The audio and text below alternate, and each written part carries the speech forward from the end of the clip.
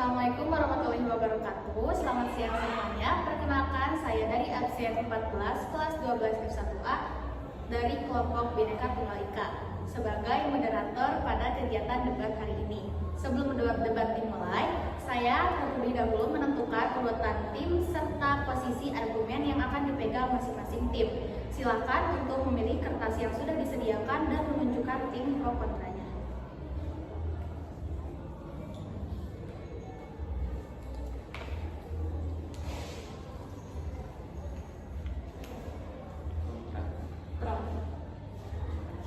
Setelah posisi masing-masing tim telah ditetapkan, saya persilahkan kepada seluruh partisipan dari tim pro dan tim kontra untuk memperkenalkan diri terlebih dahulu. Perkenalkan, saya dari absen 27 dari kelompok toleransi. Perkenalkan, saya absen 33 dari kelompok toleransi. Perkenalkan, saya absen 8 dari kelompok integritas. Perkenalkan, saya absen 15 dari kelompok integritas. Terima kasih kepada seluruh partisipan. Berikutnya kita masuk pada tahap pemilihan mosi. Yang pertama mosinya yaitu pengambilan keputusan Presiden Soekarno untuk mengakhiri demokrasi terpimpin melalui Dekret Presiden 5 Juli 1959 adalah langkah yang tepat dan perlu untuk menyelamatkan keutuhan negara dari perpecahan dan pemajuan politik yang berkepanjangan. Silakan kepada masing-masing kelompok untuk mempersiapkan argumentasinya masing-masing. Baik, silakan dari tim pro untuk menyampaikan argumentasinya terlebih dahulu. Terima kasih kepada moderator yang sudah memberikan saya kesempatan.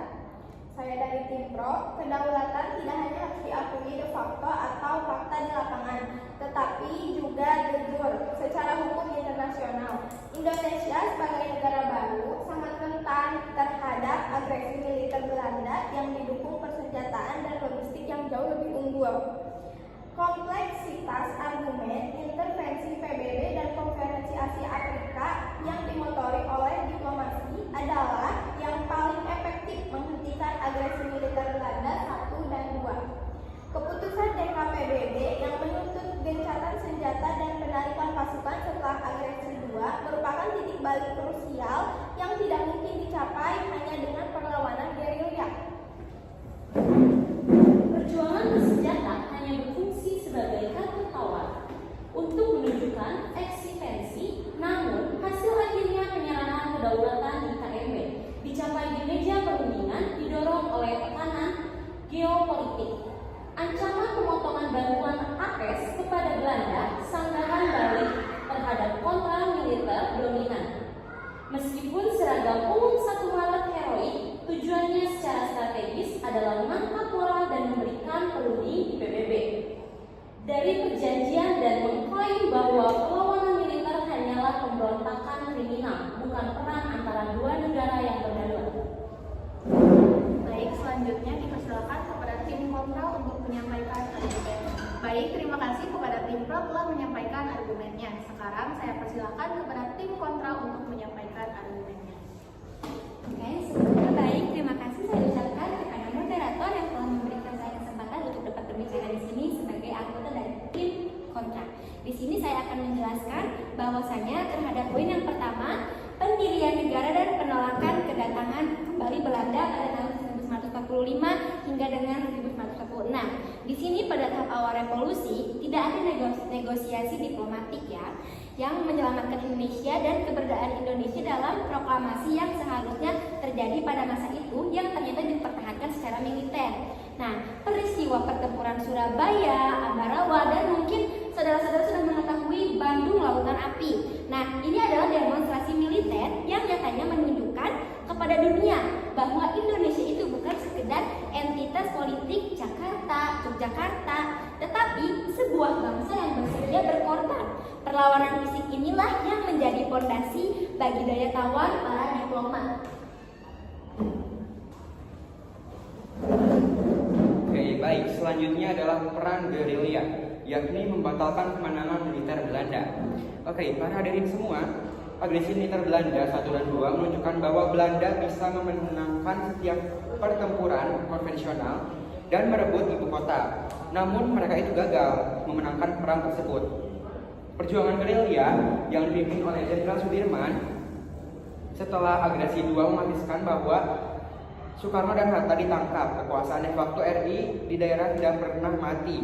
Gerilya adalah sistem yang menolak status quo yang ingin diciptakan oleh Belanda. Lalu juga militer menciptakan dilema taktis bagi Belanda. Jika Belanda menyebar pasukannya untuk memadamkan gerilya, mereka akan menjadi sasaran yang sangat empuk. Jika mereka bertahan di kota, wilayah pedalaman tetap dikuasai oleh RI ataupun Republik Indonesia. Maka dari itu, kemenangan Belanda di atas kertas dibatalkan oleh perlawanan tak berujung oleh TNI. Sekian dari saya, terima kasih. Baik, terima kasih kepada tim kontra telah menyampaikan argumennya. Sekarang saya beri kesempatan kepada kedua pihak, apakah ada yang mau menyanggah? Silakan, nomor absen 33 dipersilakan. Terima kasih, saya ingin menyanggah. Perjuangan militer gerilya tidak pernah menjadi tujuan akhir. Ia hanyalah alat tawar untuk memaksa Belanda kembali ke meja perundingan. Kelemahan militer konvensional fakta tak terbantahkan. TNI secara militer kalah telak dalam pertempuran konvensional. Agresi militer 1 dan 2 menunjukkan Belanda mampu menduduki ibu kota Yogyakarta dan menangkap pucuk pimpinan negara Soekarno dan Hatta dalam hitungan hari. Jika militer dominan, ia seharusnya mampu mencegah pendudukan ini. Kegagalan mencegah pendudukan membuktikan bahwa kekuatan militer Indonesia tidak dominan dalam konteks perang total. Sistem gerilya menciptakan status quo yang tidak menguntungkan Belanda. Baik, terima kasih atas sanggahannya. Dari tim kontra, apakah ada yang mau disanggah? Silakan, nomor absen 15 dipersilakan. Baik, saya ucapkan terima kasih kepada moderator. Izinkan saya menyanggah argumentasi dari nomor absen 33. Baik, nomor absen 33 tadi menyampaikan bahwasanya gerilya itu adalah tujuan akhir. Tapi secara faktual adalah kegagalan berulang ataupun diplomasi tinggal dari Dandenville. Nah, jika diplomasi ini yang dominan, mengapa perjanjian Linggarjati yang dilaksanakan pada tahun 1946 dan Dandenville selama 48 itu berakhir dengan pengkhianatan dan agresi militer oleh Belanda? Lalu, kegagalan ini membuktikan bahwa Belanda tidak menghormati perjanjian damai yang sudah dijelaskan oleh nomor absen 33 tadi. Lalu, hanya kekuatan militer yang mampu memaksa mereka kembali ke perundingan. Dan juga setelah setiap agresi militer, hanya sisa kekuatan militerlah yang tersisa untuk mempertahankan negara. Maka dari itu, diplomasi ini terbukti hanya bersifat sementara dan rapuh. Sekian, terima kasih. Baik, terima kasih kepada tim kontra. Apakah ada yang ingin disanggah lagi? Silakan, nomor absen 27 dipersilakan. Baik, terima kasih. Di sini saya akan melanjutkan sanggahannya. Sistem gerilya menciptakan status yang tidak menguntungkan Belanda. Perjuangan gerilya Jenderal Sudirman berfungsi untuk menjaga api revolusi tetap menyala dan memastikan bahwa Belanda tidak akan ada ketenangan politik di wilayah yang diduduki. Fungsi utama gerilya adalah untuk meningkatkan biaya bagi Belanda, manusia, logistik, atau waktu, sehingga Belanda menyadari bahwa kemenangan militer tidak mungkin diubah menjadi kemenangan politik. Dengan kata lain, perjuangan militer adalah taktik penundaan yang mahal, yang bertujuannya adalah memperkuat kartu tawar para diplomat di meja perundingan. Terima kasih kepada tim pro. Apakah ada yang ingin disanggah lagi? Silakan, dipersilakan. Oke, baik.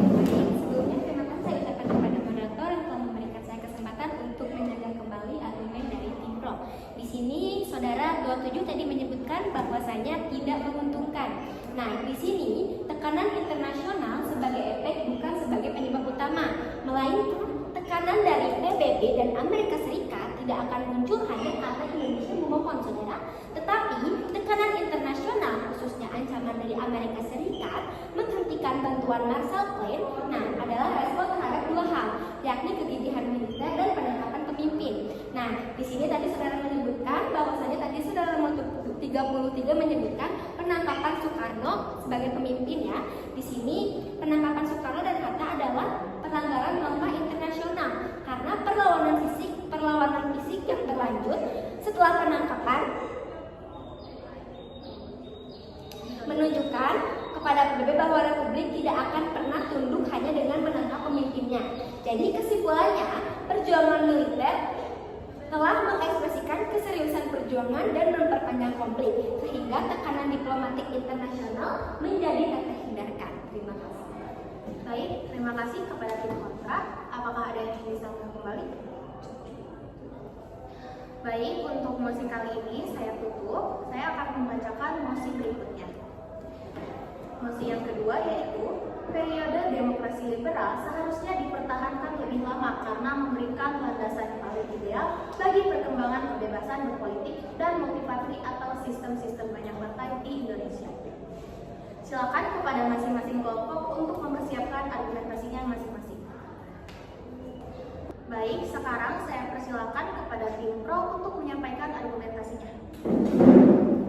Baik, terima kasih kepada moderator yang sudah memberikan waktu kepada saya untuk menyampaikan argumen saya kepada tim pro.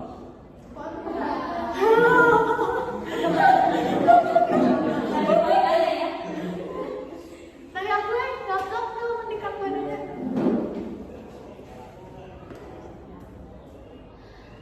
Baik, sekarang saya persilakan kepada tim pro untuk menyampaikan argumentasinya. Baik, terima kasih kepada moderator yang sudah memberikan saya waktu untuk menyampaikan argumentasi kepada tim kontra.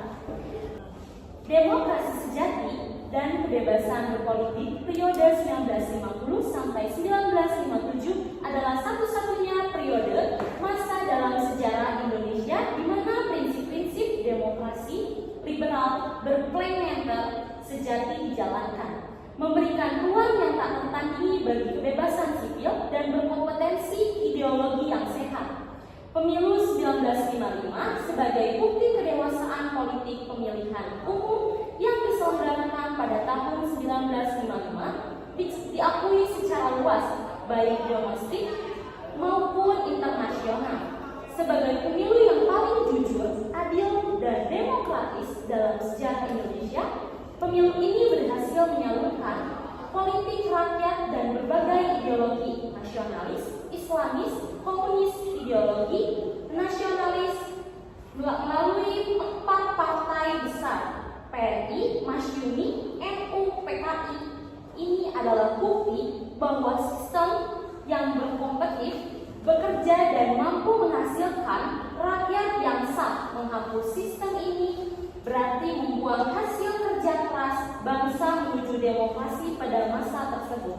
Kebebasan dan ekspresi demokrasi liberal menjamin kebebasan yang sangat kuat, bertindak sebagai pengawas kekuasaan, kontrol sosial, dan mampu mengkritik pemerintah tanpa takut resesi. Hilangnya kebebasan dan ruang debat terbuka pada era demokrasi terpimpin oleh Orde Baru menunjukkan bahwa demokrasi liberal telah memberikan landasan etika politik yang kuat, ideal bagi hak-hak sipil dibandingkan rezim-rezim yang menggantikannya. Baik, terima kasih kepada tim pro telah menyampaikan argumentasinya. Sekarang saya berikan kesempatan, apakah ada yang mau menyanggah? Silakan nomor absen 15 dipersilakan. Baik, terima kasih saya ucapkan kepada moderator. Pada mosi yang kedua kali ini saya sangat tidak setuju akan hal tersebut. Yang pertama adalah yang perlu kita menjadi sorotkan adalah kekacauan politik dan kelumpuhan negara. Di masa ini kebebasan politik yang berlebihan tanpa dibarengi oleh kedewasaan politik yang memadai justru akan menimbulkan fragmentasi kekuasaan yang kronis dan menimbulkan kelumpuhan internasional. Maka dari itu ini pun menghambat sekali pada masa itu dan membuat program national building ini dan pembangunan ini menjadi kian hari kian menurun. Dan juga yang pertama adalah karena akibatnya politik yang tidak ada kedewasaan dan juga memicu kelumpuhan negara ini, inefisiensi pemerintahan akibat koalisi yang tidak stabil ini menjadi sistem parlemen yang dijalankan pada masa itu menyebabkan kegagalannya. Kian hari itu kian berganti, sebanyak 7 kali pergantian kabinet dalam kurun waktu 7 tahun. Lalu pergantian kabinet yang terlalu cepat, yakni rata-rata mencapai 7 tahun, disebabkan oleh konflik partai dan emosi tidak percaya. Kondisi ini membuat kebijakan strategis jangka panjang yang tidak pernah tuntas atau terlambat implementasinya. Sekian, terima kasih. Baik, terima kasih kepada tim kontra atas sanggahannya. Apakah ada yang disanggah kembali? Oke, mosi kedua saya tutup. Sekarang saya buka mosi yang ketiga. Mosi yang ketiga yaitu kebijakan ekonomi benteng sistem pada masa demokrasi liberal lebih efektif dalam mendorong kemandirian ekonomi pribumi dibanding dengan konsep berdiri di atas kaki sendiri atau berdikari pada masa demokrasi terpimpin. Silakan kepada masing-masing tim untuk mempersiapkan argumentasinya. Baik, sekarang saya persilakan kepada tim pro untuk menyampaikan argumentasinya. Baik, terima kasih kepada moderator yang sudah memberikan saya kesempatan untuk menyampaikan argumen kepada tim kontra. Krisis konstitusional dan legalistis yang lumpuh, Dekret 5 Juli 1959 adalah respon konstitusional darurat terhadap kebutuhan politik yang berkepanjangan yang mengancam legitimasi dan dasar hukum Republik Indonesia. Kegagalan konstituante, badan konstituante yang dipilih secara demokratis melalui pemilu 1955 memiliki tugas tunggal merumuskan UUD baru sebagai pengganti UUD 1950. Badan ini bersidang sejak 1956, namun gagal total mencapai kesempatan hingga 1959, terutama karena tarik menarik ideologi antara kelompok Islam dan kelompok Pancasila tentang dasar negara. Kegagalan ini menciptakan kekosongan hukum dasar yang permanen. Negara tidak bisa terus dijalankan di bawah UUD yang bersifat sementara. Baik, terima kasih kepada tim pro atas argumentasinya. Apakah ada yang ingin disanggah? Silakan, tim kontra dipersilakan. Baik, terima kasih kepada moderator yang telah memberikan saya kesempatan untuk berbicara di sini. Di sini saya akan menyanggah argumen daripada tim pro nomor 33. Nah, tadi saudara menyebutkan di sini mungkin akan langsung saya simpulkan untuk mempersingkat waktu. Nah, demokrasi terpimpin tidak menghasilkan stabilitas yang sejati, melainkan stabilitas semu yang menyembunyikan konflik ideologis yang pada akhirnya meledak menjadi kekacauan yang besar. Nah, seperti mosi kita pada hari ini, di sini kita membahas apakah program benteng itu lebih efektif dibanding program berdikari. Nah, mungkin jika saudara-saudara kita sedikit flashback mundur ke belakang, kita mengetahui bahwasannya kedua program ini tuh tidak ada yang efektif sama sekali. Nah, untuk program benteng itu justru memberikan hutang yang jauh lebih besar kepada negara. Dan dalam posisi negara yang demokrasi terpimpin ini belum stabil, hutang negara semakin banyak. Para orang di situ pas waktu dulu mereka tuh belum memiliki pendidikan yang cukup, sehingga mereka gampang tergiur untuk mengikuti program benteng dan berdikari yang justru program semacam Alibaba Corporation ini mereka tuh justru menambah hutang negara dan mempersulit keadaan. Nah, di sini kerusakan ekonomi kita kembali bertujuan kepada dekret yang menyelamatkan negara. Nah, seharusnya ekonomi itu membaik setelah dekret presiden itu keluar. Nah, namun tanpa dukungan modal dan manajemen yang baik, justru itu akan menghancurkan ekonomi. Nah, seharusnya negara itu fokus dulu membangun untuk bisa mendirikan negara yang berdaulat dan semua rakyatnya bisa sejahtera. Meskipun mungkin itu adalah awal mulanya negara ini dibangun ya, tetapi dulu pemerintah malah fokus kepada proyek-proyek yang menurut saya itu tidak penting, seperti Ganda Malaysia yang didukung hilangnya parlemen dan menyebabkan hiperinflasi mencapai puncak 650% pada 1966 dan keruntuhan daya beli rakyat. Nah, karena mungkin uang kita tuh, utang kita tuh besar, hiperinflasi. Nah, di sini jadi setelah rakyat miskin tuh daya beli masyarakat itu semakin turun. Nah, jadi stabilitas politik yang dicapai dengan mengorbankan ekonomi dengan stabilitas yang laku tidak akan menyengsarakan rakyat. Nah, jadi kesimpulannya daripada menyelamatkan negara, dekret hanya menunda dan memperparah konflik struktural yang berakhir dengan tragedi. Nah, langkah yang tepat yang seharusnya diambil adalah memaksakan kompromi politik konstituante, bukan membubarkannya dengan sepihak. Terima kasih. Baik, terima kasih kepada tim kontra atas sanggahannya. Apakah ada yang bisa kembali? Oke, baik. Mosi yang ketiga saya tutup. Saya lanjut kepada mosi yang keempat. Baik, selanjutnya saya akan membacakan mosi yang terakhir, yaitu keberhasilan Indonesia mempertahankan kemerdekaan pada periode 1945 sampai 1949 didominasi oleh strategi diplomasi daripada perjuangan militer. Silakan kepada masing-masing pihak untuk mempersiapkan argumentasinya. Terima kasih kepada moderator yang sudah memberikan waktu kepada saya untuk menyampaikan argumen kepada tim kontra. Afirmasi langsung dan penciptaan kelas pengusaha benteng sistem memiliki fokus yang jelas dan terukur untuk menciptakan kelas pribumi melalui proteksi impor modal yang merupakan langkah afirmasi paling moderat dalam ekonomi. Menciptakan akses ke modal dan lisensi, benteng sistem secara memberikan hak khusus kepada pengusaha pribumi untuk mengambil alih sektor perdagangan dan distribusi yang sebelumnya didominasi oleh perusahaan Belanda atau non-pribumi. Program ini berhasil menghadirkan ratusan pengusaha baru dan memindahkan sebagian besar modal sirkulasi ke tangan pribumi. Suatu hal, kebijakan sebelumnya ini adalah upaya mengubah struktur ekonomi kolonial dari bawah ke atas. Benteng sistem terletak pada kemampuannya terhadap para wisatawan swasta sebagai motor penggerak ekonomi. Meskipun ada penyalahgunaan, tujuan utamanya adalah mendorong inisiatif individu dan persaingan pasar yang sehat, yang merupakan fondasi kemandirian ekonomi jangka panjang. Konsep ini berbeda dan yang terlalu mengadakan badan usaha milik negara, yang cenderung memastikan inisiatif swasta dan menciptakan yang kaku. Terima kasih. Baik, terima kasih kepada tim pro telah menyampaikan argumentasinya. Apakah ada yang ingin disanggah? Silakan tim kontra dipersilakan. Baik, terima kasih kepada moderator yang telah memberikan saya kesempatan untuk memberikan sanggahan saya kepada tim pro. Baik, tadi saudara nomor 33 kembali menegaskan mengenai program benteng. Di sini saya akan menyanggah benteng sistem adalah kegagalan sistematik yang memperburuk korupsi dan tidak menghasilkan pengusaha pribumi yang sesungguhnya. Jadi setelah para pengusaha pribumi ini meminjam uang dari program benteng, itu tidak terlaksana secara sepenuhnya, tetapi menimbulkan hutang baru yang semakin mengakar dan semakin mengakar.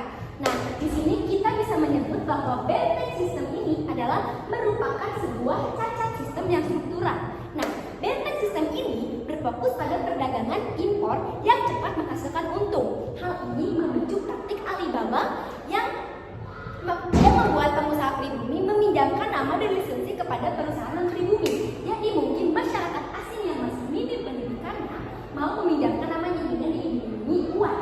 Di masa ekonomi yang lama, uang itu mungkin sangat amat berharga sehingga mereka mau menjual namanya untuk program pertukaran nama dengan pengusaha asing. Nah, ini memicu konflik baru gitu. Akibatnya benteng sistem ini gagal menciptakan industriawan pribumi yang kuat, melainkan hanya broker yang bergantung pada fasilitas negara dan kondisi politik. Setelah pengusaha fasilitas politik dihentikan, sebagian besar pengusaha ini runtuh dan membuktikan bahwa sistem tersebut tidak efektif dalam membangun kemandirian sejati. Nah, benteng sistem ini juga membebani anggaran negara yang menyebabkan defisit karena kredit yang disalurkan seringkali macet dan dana yang digunakan untuk kepentingan pribadi, bukan investasi produktif. Jadi mungkin pada elit-elit di masa itu bisa menggunakan para pribumi yang mungkin bisa dibilang masih polos untuk dapat melancarkan program benteng ini. Nah, jadi benteng sistem ini tidak hanya efektif memindahkan hutang dan korupsi dan asing ke pribumi dan segelintir elit pribumi untuk menciptakan kemandirian.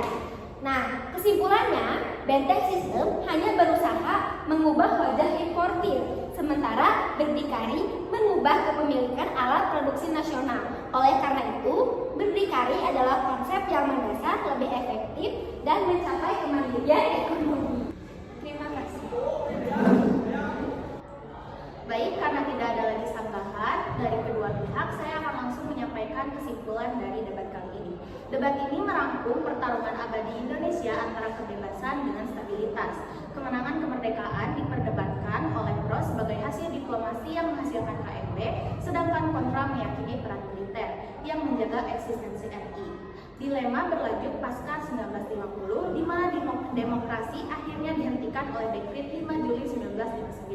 Langkah yang dibela kontra sebagai penyelamatan dari pelanggaran hukum yang melahirkan otoritarisme. Konflik metode juga terjadi di sektor ekonomi, membandingkan efektivitas benteng sistem, atau menciptakan kapasitas swasta pribumi dengan berdikari, atau mencapai kedaulatan struktural melalui nasionalisme aset.